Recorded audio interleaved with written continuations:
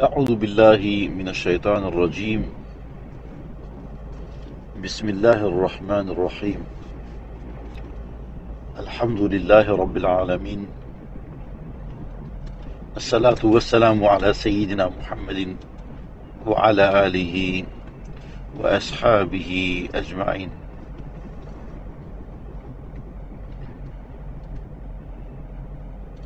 Değerli insan, bugün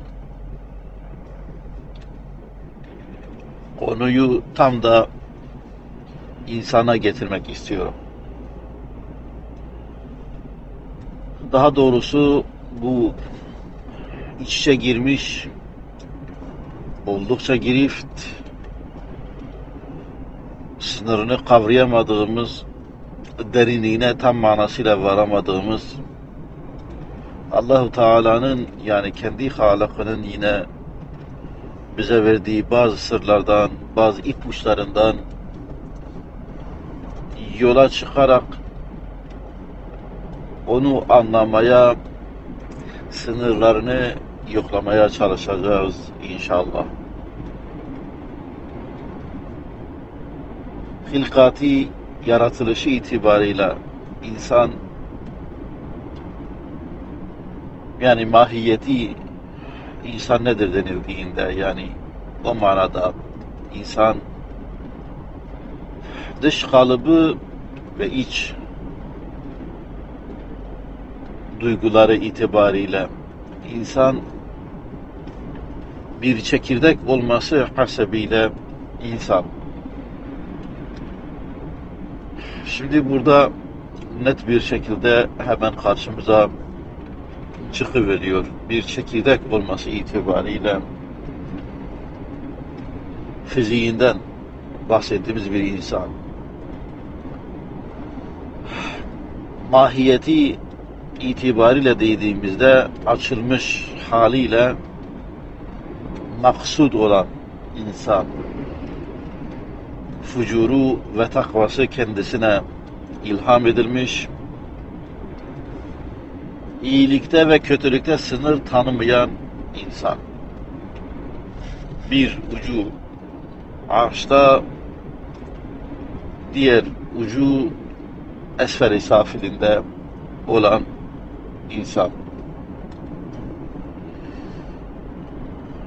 Evet, insan işte bu iki makam arasında, takvasıyla fücuru arasında gitgeller yaşayan insan.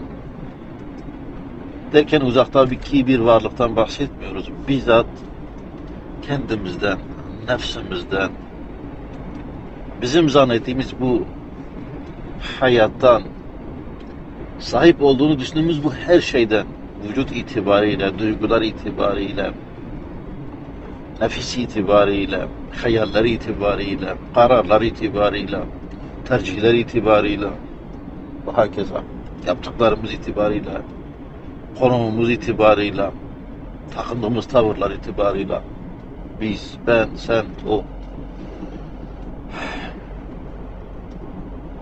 Tabii bir araya getirmek mümkün değil. Bir sohbette özellikle. Ki Kur'an'da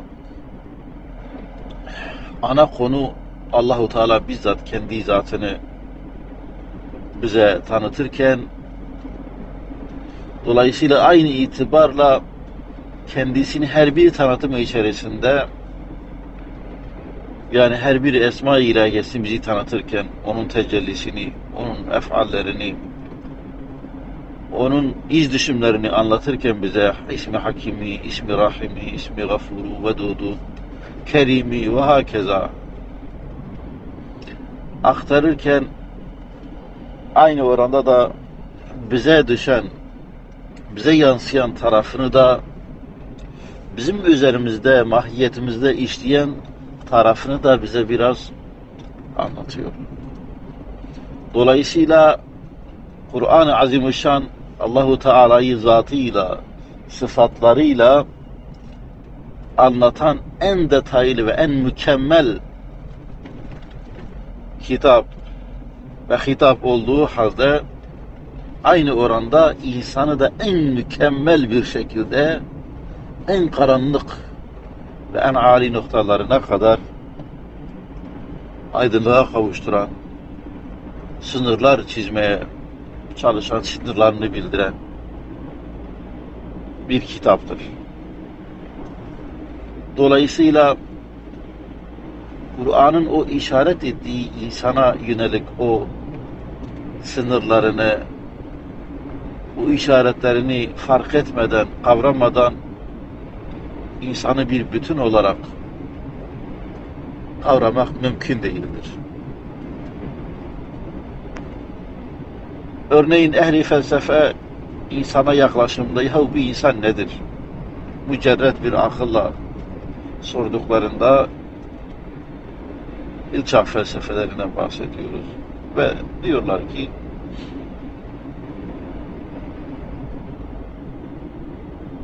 insan konuşan bir hayvandır. El insanu hayvan natık. Yani böyle bakıyor. Yahu bunu konuşmaktan başka diğer hayvanlardan ayrıca hiçbir özelliği yok.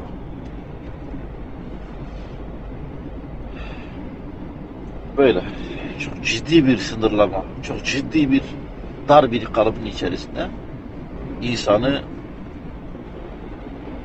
sokma şeyi var. Halbuki ilahi bir bakış açısında yahu bir insan nedir diye sual edildiğinde bu insan halife-i arzdır. Bu halk edeceğim mahluk küre-i arzda, yeryüzünde beni isim ve sıfatlarımla temsil edecek burada. İrademe makes ve ayna olacaktır. Orada has şuunatlarıma, tecellilerime, işleyişlerime mazhar olacak, özel kabiliyetler edinecek, bütün mahlukatın ibadetlerini havi, bütün şükürlerini cami, derinliğine varılamayan, yükselebildikçe yükselebilen, önünde azim bir makam açılan, âli makamlar açılan, makam-ı mahmuda kadar yükselebilen bir mahluk halk edecek. Öbür taraftan bu gaye-i hilkatına yüz çeviren bu insan ve onu bekleyen esfel-i safilindir. Derinliğine, çukuruna, düşeceği yere de sınır konulmamıştır. Şeytanı geride bırakacak kadar alçalacaktır bu insan. Böyle bir varlık. فَأَلْهَمَهَا فُجُورَهَا وَتَقْوَاهَا Fucurunu nefis itibariyle, kötülükler itibariyle, aşırılıklar itibariyle fucurunu ve takvasını ilham ettik, takvasını da. Bu sefer sınırlarını, Allahu Teala'nın ona takabül eden cihetlerini, isim ve sıfatlarının onda böyle işleyen yönlerini birer birer farkına varıyor. Yeryüzünde dolaşan bir adil,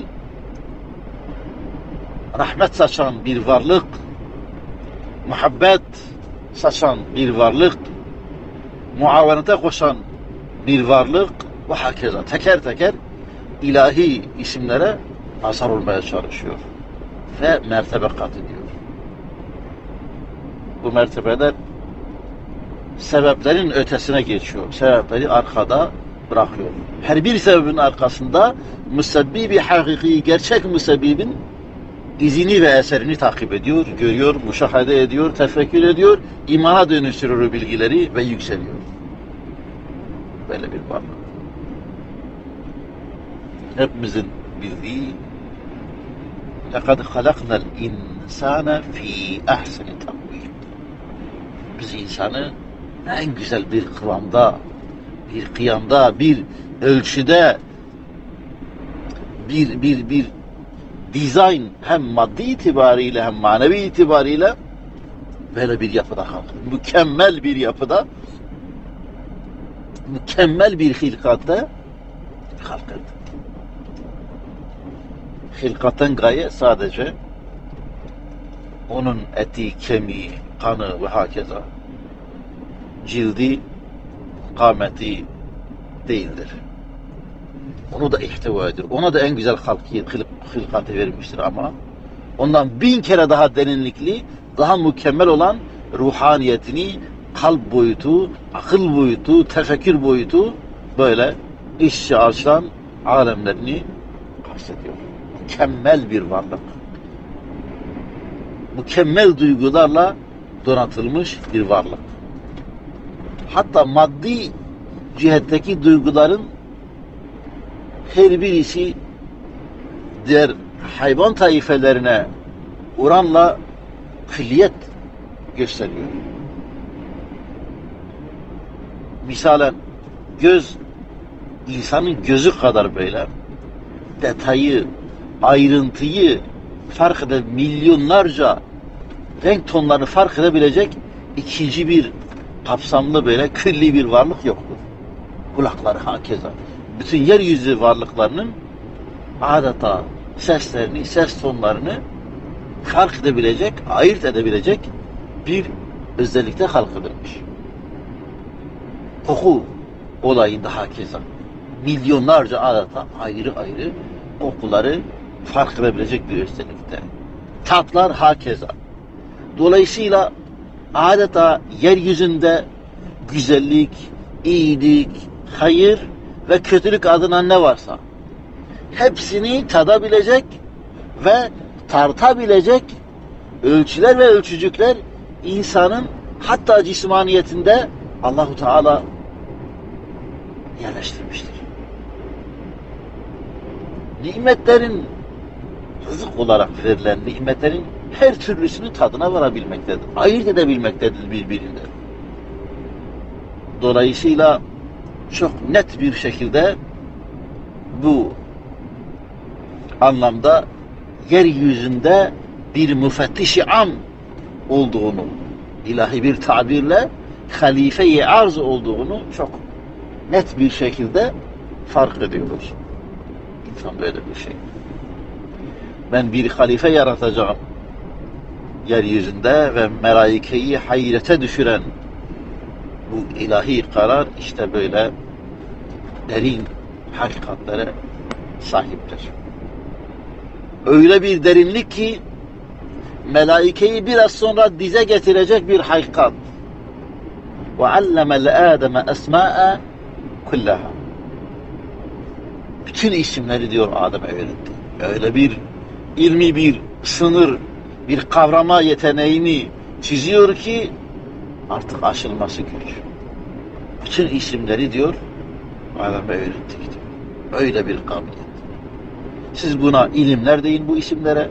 Siz buna Allahu Teala'yı detayına kadar böyle numuneler itibariyle zatıyla ve sıfatıyla en ince kavrayabilecek, en yüksek kapasitedeki varlık insan ve yine yeryüzünün halk edilen eşyanın her birisine adeta kavrayabildiği, gidebildiği yere kadar her birisinin üzerine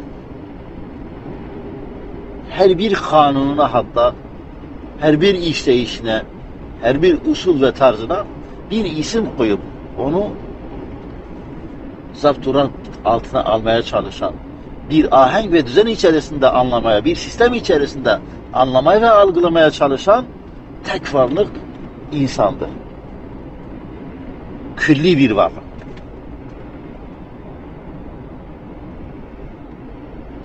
Düşünebiliyor musunuz? Bugün 400 bine yakın hayvan türlerini kısımlarına ayırıyor. Teker teker de isimlendiriyor. Ve hakeza bütün bitki ve ağaç çeşitlerini isim koyuyor. Göktaşlarının çeşitlerine kadar isimler koymaya çalışıyor. Galaksilere, hakeza gidebildiği yerlere kadar böyle bir sınırsızlık bir şey. Sonra Allahu Teala'nın işleyiş tarzlarını, Allahu Teala bu kainatı nasıl evirip çeviriyor? Tecelleri nasıl bir tarzadır? Hilkatı nasıl bir tarzadır? Nasıl yaratıyor? Kainatla münasebeti nasıl bir tarzdadır? İnsanla münasebeti nasıl bir tarzdadır? Nasıl bir usul üzere girmektedir? Onu anlamaya çalışıyor. Böyle bir varlık, bir sınırsızlıktan ahta bahsediyoruz. Tabi bu ciddi sıkı, insanı anlamaya yönelik insanın yaptığı izahlarda bu insanın tanımını kavramakta bir güçlükler çekiyoruz. Neden mi? Neden? Biz insan olma yolunda ciddi adımlar atmalı. Ciddi zihni bir alt yapımız yok. Bizi insan yapan o talim, o eğitim, o böyle adım adım yükseğe doğru koşma, yüksekten bakma, o kavrayıcı şeyimizi geliştirmedik. Altyapımızı oluşturmadık. Müthiş bir kapasitede, fakat kapasitesinin adeta zerresini kullanmıyor.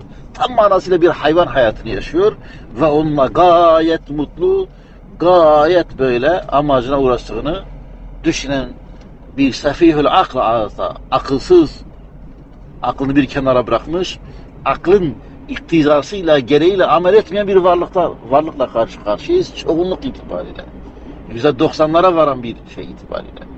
Gözünün önünde milyonlarca insan kayboluyor. Bir kafile geliyor, bir kafile gidiyor. Ama buna aldırış etmiyor. Tam manasıyla bir hayvan gibi lezzetinden hiçbir şey, rahatından hiçbir şey eksik etmemeye çalışıyor. Yarım saat böyle oturup, yahu benim hilkatimin gayesi ne? Beni buraya gönderen, bu cihazlarla teçhiz eden Halık-ı Teala'nın beni halk etmekteki maksadı ne? Neden bana bütün bu kapasiteyi, bütün bu algılamayı, bütün bu sonsuz istek ve arzuları bahşet? Sonsuzluğu istiyorum yahu, sonsuzluğu istiyorum. Böyle bir hilkatı bana halk etmiş. Ebedi istiyorum. Halbuki benim maddi fiziğim, vücudum 60, 70, 100 seneyi geçemiyor. Sınırlıyım. Elim yetişemiyor. Ama istekler, arzular, kabiliyetler itibariyle bütün kainatı geride bırakıyorum. Kainatı verseler doymuyorum. Nedir bu benim mahiyetimde ekilen? Bu tohumlar nereye açılıyor? Bunun açılımı, bunun karşılığı nedir? Bunu bir sorgulayamıyor. Karşılığı ebedde olan, sonsuzda olan insanı geçici olan nokta kadar bir hayata, ki ahiretin itibariyle günün bir kısmı yaşadık diyecekler. Ya da bir gün yaşadık diyecekler bu dünya hayatında. Böyle bir günde insanı sınırlandırmaya, tanımlamaya, konumlandırmaya çalışmak insana karşı büyük bir cinayettir. Dolayısıyla aziz insan, dönüp kendimize bakmamız lazım. Dönüp ben neyim, neredeyim? Kendimin neresindeyim? Başladın mı bu insanlık vazifesini ifa etme? İnsan olmaya başladın mı? Bu çekirdek ekildi mi? Yoksa hala çekirdek olarak mı kalıyor? Çürümeye yüz tutmuş bir çekirdek miyim hala? Yoksa yer altına, toprak altına ekilmiş kulluğun suyuyla, ubudiyet toprağında mı ekilmiş? Onu imanla, takvayla, tefekkürle, kulluk ile, düşünce ile bu insan mahiyetini ve hakikatini geliştirmeye mi çalışıyorum? Bunu oturup uzun uzun düşünmek lazım. Bizi ayırt eden özelliğimiz zaten bu düşünme kapasitesi. Bakınız Allah-u Teala Kur'an-ı Kerim'i indirirken insanla olan ilk komünikasyon cümlesi, yani böyle bağlantı kurup hey falan kes, bak yani böyle ötelerden gelen ses adeta insana ötelerden gelen ilk cümle oku diyor. İlk cümle oku diyor. Yani bu mahluk okumasa, bu mahluk eğitimle altyapısını kavramasa, yapmasa, altyapısını oluşturmasa, bina etmese, inşa etmese, gerçek manada insan olmaya doğru ne yetenir, ne kendini kavrar, ne de maksada ulaşır. Ehli felsefenin tabir ettiği, insan konuşan bir hayvandır. Bu sınırlar içerisinde yaşar ve ölür. Büyük bir hazineyi sırtında taşıyor ve maalesef o hazineden hiç kimse, ne de en başta kendisi istifade etmeden dünyadan büyük bir sorumluluk içerisinde büyük cinayetleri işlemiş olarak ayrılıp gidecektir. Hatta cinayet işlediğinde farkına varmadan çekip gidecektir bu dünyadan. Hesap vermek üzere. Onun için rahmet-i ilahiyenin kapısında durup dergahında el açıp bizzat kendi mahiyetimizi anlamak için ısrarlı bir şekilde İyyâke na'budu ve iyyâke nesta'in diyeceğiz. Ben yalnız sana kulluk ederim ve yalnız senden yardım dilerim diyerek onun rahmetinin kapısında diz çökerek bütün mahlukların üzerine bir makama İyyâke na'budu derken böyle bir olay zaten. Sadece sana kulluk yaparım. Bütün bu varlıklar benim gibi halk edilmiş. Hadis varlıklardır. Sonradan vücuda gelmiş varlıklardır. Dolayısıyla sadece senin önünde başımı eğerim ki Allahu Teala bütün varlığın hatta melaikenin hepsinin böyle başını serfuru etmişti insanın önünde. İnsan makamının önünde başlarını eğmişti. Hürmet secdesine götürmüştü onları. O halde insanın da sadece ona şey yapması lazım. Dönüp sadece ona ihtiram secdesine varması lazım. Kulluk secdesine varması lazım. Bağlılık secdesine varması lazım. Ve sadece ondan yardım dileyecek. Yine kendi sınırlarını ona aktarabilecek yegane kapı, yegane müşir, yegane mürşit odur. O kendisini halk etmiş. O tohumunda hangi projeleri halk ettiğini kendisi biliyor. Ve ancak onun inayetiyle o tohum bozulmadan açılırsa, açılımları sağlanırsa nasıl meyveleri verdiği ortaya çıkacaktır.